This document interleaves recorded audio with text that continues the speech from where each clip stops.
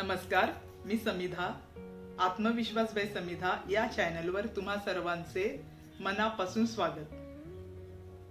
मागील भागात आपण पाहिले, नवविवाहित पती पत्नी नवीन घराच्या शोधात होते.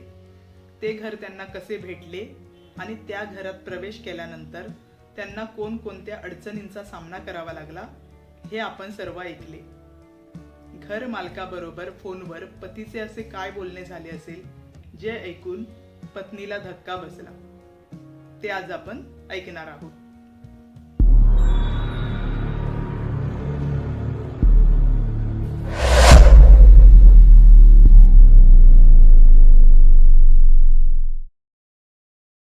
घर मालकाबरोबर फोनवर झालेले बोलणे पतीने पत्नीस सांगण्यास सुरुवात केली. घर मालकाच्या कागदपत्रांची पूर्तता नसल्याने सोसायटीने पाणी देण्यास नाकारले. त्यावर पतीने घर मालकाला जाब विचारला, तुमच्या कागदपत्रांची पूर्तता झाली नसतानाही तुम्ही आम्हाला तुमचे घर राहण्यास कसे दिले आणि त्याची कल्पनाही आम्हाला कशी दिली नाही. त्यावर घरमालक म्हणाले, ती किरकोळ बाब असल्यामुळे अशी समस्या निर्माण होईल याची मला अजिबात कल्पना नव्हती. पण तुम्ही काही काळजी करू नका, मी यातून काहीतरी मार्ग काढतो, असे आश्वासन मालकाने त्या दोघांना दिले. पती पत्नी एकमेकांना धीर देत होते, पण तो विचार मात्र त्यांच्या मनातून जात नव्हता. आता पुढे कसे होणार आणि काय करायचे या विचारातच संपूर्ण रात्र निघून गेली. शेवटी पहाट झाली. सकाळी 11 वाजता मालक स्वतः त्या पती पत्नीस भेटण्यास घरी आले. आल्यानंतर त्यांनी केलेले सर्व प्रयत्न त्यांनी सांगितले. त्या प्रयत्नांना मात्र यश काही आले नाही. ते ऐकताच ते दोघे अनेक प्रश्न मालकाला करू लागले. आता कसे होणार, आम्ही पाण्याशिवाय कसे राहणार. त्यावर मालक म्हणाले, मी तुमच्यासाठी दुसरे नवीन एक घर शोधतो आहे.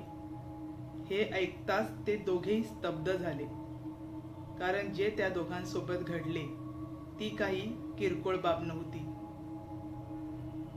आता मालकाने नवीन घर शोधण्यास सुरुवात केली. मालकांच्या म्हणण्याप्रमाणे संध्याकाळी 7 वाजता त्यांना नवीन घर मिळाले. आता पुन्हा त्या दोघांची सामानाची बांधाबांध करण्याची सुरुवात झाली आणि रात्री 10 वाजता त्या दोघांनी त्या दुसऱ्या नवीन घरात प्रवेश केला. त्या दोघांची झालेली तारांबळ मात्र मालकालाही पाहवत नव्हती. त्यामुळे तिथून निघताना मालकाने दिलगिरी व्यक्त केली. मालकाबरोबर आणखीही 1-2 माणसे होती. आता ते सर्व गेलेत. त्या दोघांची पुन्हा सामानाची आवराआवर करण्याची सुरुवात झाली. थोड्या वेळेनंतर त्या दोघांनी बाहेरून मागविलेले जेवण जेवण्यास सुरुवात केली. जेवण झाल्यानंतर दोघेही 2 दिवसाच्या त्रासामुळे खूप दमले होते. त्यामुळे पती केव्हा झोपले गेले ते कळलेच नाही. पत्नी स्वतःला जमेल तितके काम आवरण्याचा प्रयत्न करत होती. आता रात्रही खूप झाली होती, त्यामुळे कुत्रेही खूप भुंकत होते. तिचे काम आटपत असताना अचानक तिला तिच्या मागे कुणीतरी उभे आहे असे जाणवले. नंतर तिच्या लक्षात आले की तिचे पती आहेत. त्यामुळे तिने त्यांना आवाज दिला आणि बोलली, तुम्ही का उठलात. तिचे हे बोलणे झाल्याच्या नंतर पतीने त्यावर काहीच उत्तर दिले नाही. मागे वळून पाहते तर कुणीच नव्हते. ती खूप घाबरली. त्यामुळे ती तशीच गेली आणि पाहते तर पती झोपलेलेच होते. ह्या ज्या काही क्षणांमध्ये तिच्याबरोबर जे काही घडले त्यांनी तिचे मन विचलित झाले.